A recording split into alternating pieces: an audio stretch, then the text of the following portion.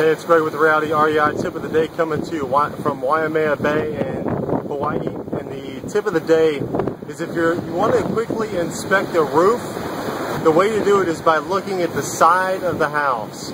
Look at the side of the house and you can see how many layers of shingles are on that roof.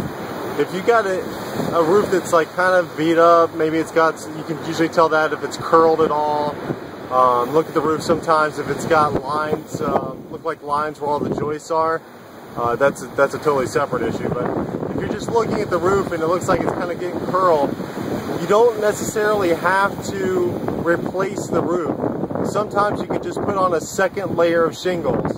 And the way to count the number of layers of shingles is by looking at the side of the house. So that way you can get a kind of a cross cut of the roof. And then you can see there, typically you can take a look, depending on how high up that roof is, if it's just one layer of shingles or if it's 2 layers of shingles, or more. If it's, sometimes you get houses with 3 or 4 layers of shingles.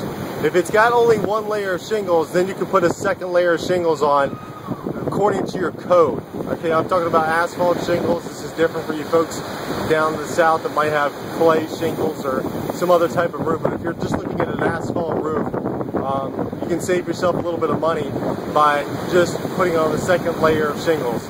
Now, if there's 2 or 3 layers of shingles, realize the cost is going to be more because you're going to have to strip off all those other shingles and then place down a new set of shingles. You may have to replace some plywood as well.